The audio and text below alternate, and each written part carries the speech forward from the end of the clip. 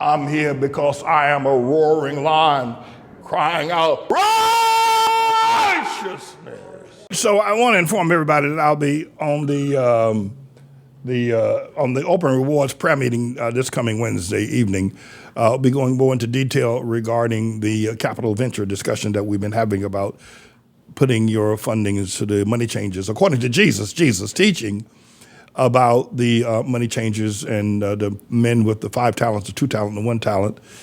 And we'll be looking at, depending on the amounts, and we just use this as a number to, that makes the explanation of what I'm saying more palpable and understandable. If you had $500,000 and you invested it according to what Jesus says, investment in Matthew's Gospel chapter 25. Now, this is not an offering. This is not a fundraising event. This is according to what Jesus said in Matthew's Gospel chapter 25, that if you invested $500,000, and Jesus not said in 500,000, he said 5 talents, which got the man, 10 talents. And if you invested $500,000, you'd be a millionaire in 3 years. And the predicate of our statements will be the fact that the ATLAH Church has money coming to it over the next 3 years. We could start receiving some as early as 6 months. Or we could receive, and it could be 18 months, it could be 3 years, but within 3 years scope, with the new lawsuit that we're filing for $300 million, in addition to the lawsuit we have filed for $69 million plus 18% interest. So we have a lot of money. We have more than $500 million coming to us, all things being going full chorus that we receive according as we have applied, quite frankly. I believe that the amount of pain and suffering and injury that we have incurred over the years, it would be worth what the ATLAH Church, which is the parent company of ATLAH, has suffered. Is far, $500 million would not be sufficient. I told the congregation on this past Sabbath, I have been living in a prison now for several years. Because I am the chief executive officer, the pastor of this ministry, and the one that's fighting this very fierce fight against the haters, the Mellon Bank and others, that I have had to live a restricted life. We all are cautious about a lot of things. We don't take unusual chances. But with me, I've restricted my life to very little movement. I don't go outside very often. I don't expose myself to other people. I don't expose myself to potential sicknesses. I don't go to restaurants where people are eating and breathing and where airborne diseases could follow. I can walk down the steps without holding onto the handrail. I can do that. But I hold on to the handrail. I told Elder Smith the other day, because he leads me upstairs, hold on to the handrail because you may stumble and fall back on me and I'll fall. I can walk down the steps or up the steps without holding on to the handrail. I can do that, but I hold on to the handrail now because I just can't take any chances. The other thing is, let me tell you something. I need to be alive. I need to be well. I can't go to the hospital. I cannot be hospitalized. I can't get sick. That's how much suffering, that's how much my life has been curtailed by those that are trying to take this church building. It would leave the members of this church in a terrible fix trying to reorganize. And people are people, even though they're ATLAH people. You have a lot of various spirits, competitive spirits. You got some disobedient spirits.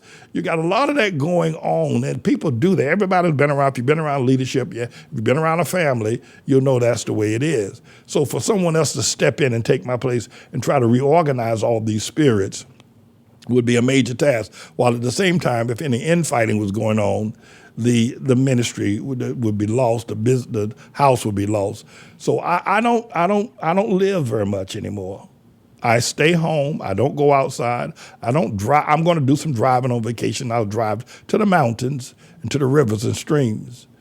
But my life has been in prison for several years because of this matter, and I can't have a whole sense of liberty until we finally have settled this matter. So you need to understand that. So let's be clear about that. But going back to the fact, well, then we should receive more than $500 million, and that's the predicate of this whole presentation that I'm making regarding if you invest what you have and you have funding put it in, give it to our funding process, and we'll put this at a CPA, a certified public accountant, and a law firm that will handle, or financial services firm that will handle this project for the church. When I'll be handling it, it will be handled by a financial services firm. And I want to have the engineer bring up the Matthew's Gospel, chapter 25. This is not a fundraiser. This is just teaching that Jesus says, if he gives you something, if you've come into some money and you got some money, then just maybe have $100,000 sitting around, or $200,000, or $300,000, or $400,000, or $500,000. If you have $500,000 sitting around, you can become a millionaire in 3 years. You may have it invested someplace right now, getting maybe 6% or 7%, I don't know, 10%. But what Jesus says is that you should get 100%. If you invest $500,000, you should get $500,000 back. And with the funding that we have coming, we got money coming. I don't know if you heard the song by J.G. Wentworth. I have an annuity, but I need cash now. Call J.G. Wentworth, 877 cash now, 877 cash now. I have an annuity, but I need cash now. Call J.G. Wentworth, 877 cash now. We have money coming, but we need it now. We need it now. We have that, and this will be the predicate and the collateral. This will be the predicate. This is the predicate of what. This is not an offering. It's not your tithes and offerings or your first fruit, and got nothing to do with this. And the other thing is that I am so fascinated and blessed by this teaching that Jesus did. I'll tell you the truth. I mean, I've been through the Bible. I think I know it quite well. But I never saw this as Jesus actually commanding, not encouraging, not telling us, but commanding that if he gives us something, invest it. Look at it. I'll show it to you. But send you to pull up Matthew 25, starting at verse 14. Here's what he said to why. The kingdom of heaven is like this. The kingdom of heaven, the people who live in the kingdom of heaven is like this. It's like a man traveling in a far country. And when he called his own servants and delivered unto them his goods. And unto the one he gave 5 talents, right? To another 2, and to another 1. And to every man according to his several ability, and straightway took his journey. All right? He gave one 5 talents, one 2 talents, and to another he gave 1. And then he that had received the 5, now this is Jesus talking, right? This is not an offering. This is not first fruit. This is not tithes and offering. This is investing what God's given to you. And this is Jesus and actually commanding that we do it. Then he that had received the 5 talents went and traded with the same and made another 5 talents. Now, I made a chart out. Elder LaFleur made a chart out for me Friday night, because I said at first, well, I was going to tell people we have these funds coming. It may take us 3 years to get it, but we got these funds coming. And I'll give you 25 cents on the dollar. But then I read what Jesus said. I said, no, I got to follow the text. I got to follow the scriptures. Jesus said, give people 100% of whatever they give you. If they give you 5, you give them their 5 back plus 5 in interest. So when he had received the 5 talents, went and traded with the same and made other 5 talents. And likewise, he that received 2 also gained other 2. So you're supposed to get 100% of what, if God gives you something, you invested in the right place, you should get 100% investment coming back to you. But he that received the 1 talent, and here's where a lot of people are, and I pray that's not you, went hid what they had, didn't tell the church about what they got, hid the money, they hid they put it in a hole somewhere, put it on the mattress. And they said, and after a long time, the Lord of these servants cometh and reckoneth with them. And so he that had received the 5 talents came and brought other 5 talents. So if you had a $500,000, now you got $1 million. And said, Lord, here's what I've done. And here's what the Lord will say to you if you do that. Now, again, this is not an offering. I'm not fundraising. This is not an appeal for offerings. This is not an appeal for tithes or first fruit off. This is not that. This is a command of Jesus that you invest. If God gives you something, just don't put it in a hole. Don't go put your money in a hole somewhere. Invest it. And I'm saying we have, the Outlaw World Missionary Church has got $500 million coming shortly, and within the next 3 years. Invest The predicate of this process is that the ATLAH Church has got that money coming. You invest in the ATLAH, we'll give you 100%. For every dollar you give us, we'll give you $1 back. We'll give you $1 back plus a second dollar. So if you give us $5, we'll give you 10. And so the Lord delivered unto him 5 talents and said, behold, I've gained beside them 5 more talents. Now, this is not an offering. This is not a fundraiser. It's just Jesus commanding. And the Lord said unto him, well done, thou good and faithful servant. Well, thou hast been faithful over a few things. I gave you a little bit of money. You went out and put it to the money changers. And now you were faithful to do that. I will make thee ruler over many things. And so not only did he get the man with the 5 talents, not only did he get twice of what he had, he got what he invested back, plus he got as much as he invested, that's how much he got back, 100%. 100%. Nobody gives that but Jesus. Charles Schwab, none of these investment houses, Fidelity Investment, none of these investment houses will give you 100%. None of these investment houses will give you 100%. But Jesus said, invest in ATLAH. Well, I'm saying that he's telling me to tell you, he'll give you 100% back. Not only will you get back what you invested, but he'll give you 100% back. You say, well, I don't know if you're going to get that money from the court. We're going to get it. A part of the other thing is this, a part of getting the 100% back is you do take some risk. You do take some risk. And the risk, the reward for the risk is 100%. And you become, with $500,000, you become a millionaire in 3 years. There's some risk involved. But listen, when you go outside and get in your car, get on the elevator, there's risk getting on the elevator. There's risk eating at Kentucky Fried Chicken. There's risk. You say, well, it's not as bad as this. Well, but that you can't exclude the fact that even if let's say, for instance, you got a 401k program right now, and this is what Charles Schwab or Fidelity Investment or one of those, they're taking risk with your money. Yeah, I forget the name of that law. I got to get the name of that law that where the Congress passed a law that banks cannot take your money that you deposit and then and invest it in risky investments. What is the name of that law? Anyway, but if the bank goes broke off the investment house where your 401k program is, if there's a depression and the stock market goes down, you lose all that. You're taking risk anyway. You're taking a risk with Charles Schwab. You're taking a risk with Fidelity. You're taking a risk even by putting your money in the bank. You're taking a risk. You are taking a risk.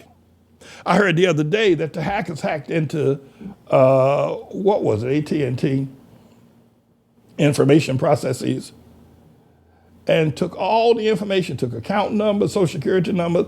I mean, billions of bits of information, even conversations that were held, that the hackers, now people have got they got your credit card number, they got your birthday, they got your sex partners, they got your girlfriends, they got all that information.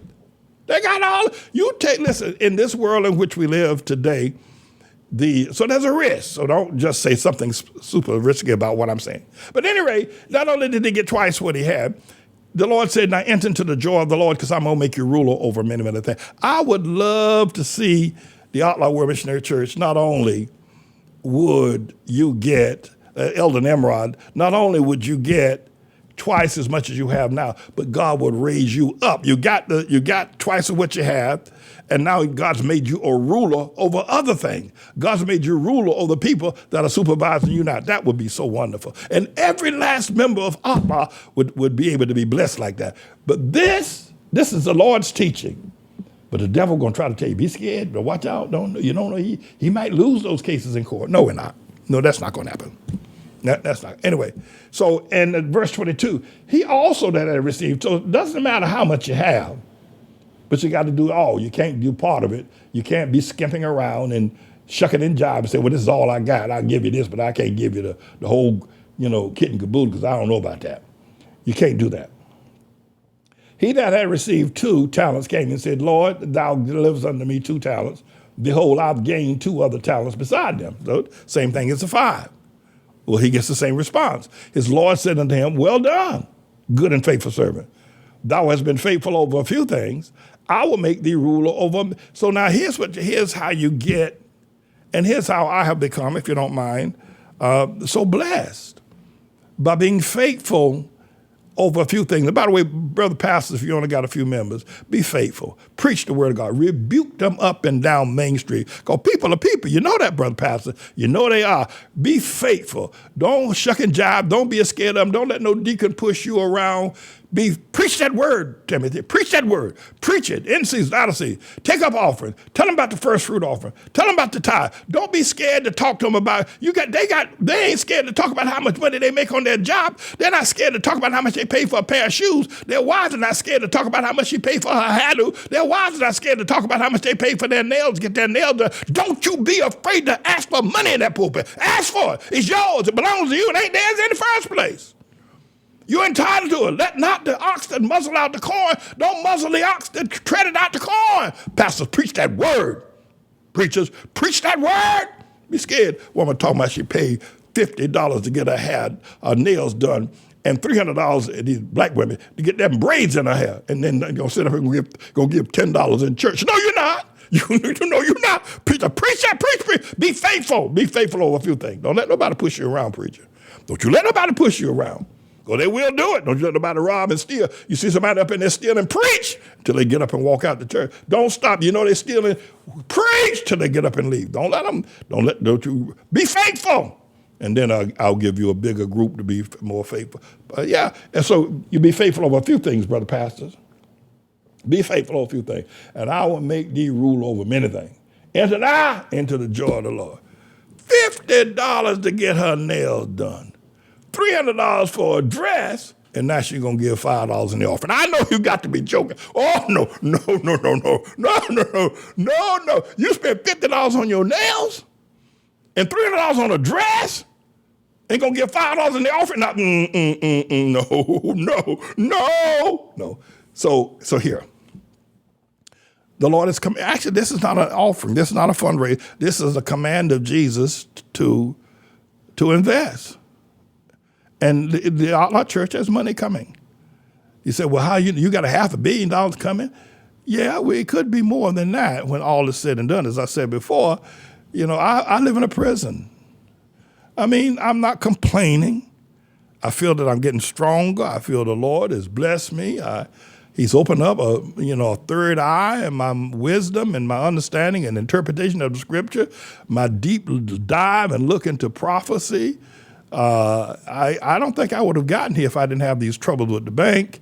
They weren't pursuing me, LGBTQ and the pension those Negroes. If they weren't after me, I think I'd be just, probably church full of people, just babysitting them.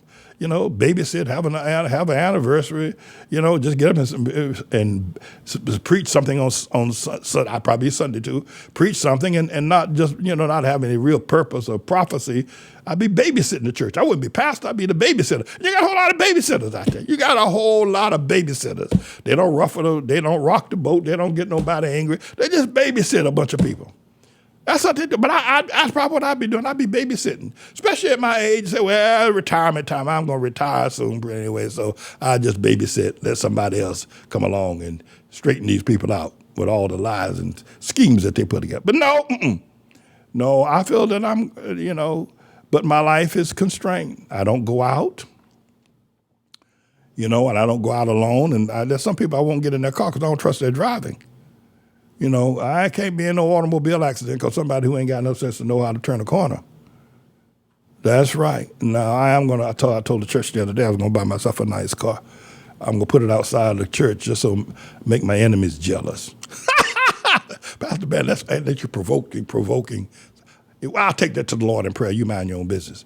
So anyway, I will make thee rule over many things. Enter thou into the joy of the Lord. Then he which had received the one talent, now we're talking about black people, came and said, Lord, I knew that thou art a hard man. Woo! Reaping where thou hast not sown, and gathering where thou hast not straw. And I was afraid. I scared I was going to lose my money. I was afraid. I didn't, you said it was coming, but I didn't. I was afraid. Here's what I did. I went and hid I dug a hole in the earth. I dug a hole and I put it in the earth. I put it in the ground. I dug a hole. I was scared I was going to lose it. So I hid it from the pastor and I dug a hole and put it in the ground. Here it is. I got it right here, right there. Same thing you gave me, gave it to you right back. His Lord answered and said unto him, thou wicked, you wicked piece of, you wicked trash, you wicked slothful servant, wicked. Thou knowest I reap where I sow not, and gather where I have not straw. Thou ought therefore have put my money to the money changer, should have invested. You went and dug a hole and put it in a hole somewhere. You should have put it to the money changers. And then at my coming, I should have received mine with interest. Therefore, take the talent from him, told one of the guys. Take that talent out of his hand and give it to the man that have the 10 talents. And for everyone that have shall be given, and he shall have abundance. But from him that have not shall be taken away even that which he hath. And cast ye unprofitable servant into outer darkness. There shall be weeping and gnashing of teeth. And there you have it. All right, Mr. Engineer, thank you so very much. So this is not a fundraiser. This is just, it's just Bible teaching. And if you don't want to, I would not recommend you invest in somebody other than myself. I can't vouch for any other organization other than ATLAH. That's the only one I can vouch for. But I do believe this. In fact, I know this, what Jesus said. One is that you get twice as, whatever you get, whatever you invest, you get it all back. Plus the same amount you give is the same amount you get back. But you get a bonus. The bonus is this: you get raised up and be made a ruler over a lot of things. That now that we can trust you, one of the reasons why I believe that God's given me ATLAH is he knows he can trust me. That if you don't come clean with the Lord, and he knows, for instance, let's say, for instance, you got $40,000, right? And you say, well, I'll give you $5. That's all I have. But you're lying. Well, the Lord knows he can't trust you. If you do that, and he puts you over people in a spiritual way, he knows that you're not going to tell him the truth. He knows you're not going to tell him the truth. You're not going to preach the truth. He can't trust you. And beyond the fact that the ATLAH members can increase themselves by 100%, is that we can increase our power. Well, I was talking about, putting together a joint called a Bed and Breakfast and ATLAH Superior. We can increase our power. God can make us ruler over other things that we're, and then we'll invest again, and it just keeps stronger. It's very important that this lesson, I didn't see this lesson. Maybe some other preachers preached it. Well, God bless him if he did. Maybe some other preachers preached this lesson. He saw it just the way I've explained it. Maybe so. God bless him if I didn't see it. This situation I have, by the way, this fight that we're having with the bank has done a couple things. Caused this young attorney to step forward and give her entire life to this process. Jones is back, everybody. Jones is back, but in a female form this time. Yeah, oh, Lord have mercy, Jesus Christ of Nazareth. This young attorney said, I'm willing to sacrifice. I'm willing to sacrifice everything I have, everything I will ever be. I'm willing to do that. Doggone. But I feel that I might even be dead if I didn't have such a strong desire to live. I have such a strong desire to see this prophecy through. I think I probably would be dead if I didn't, I'd probably be dead. Well, I thank God for the opportunity to have shared these things with you today.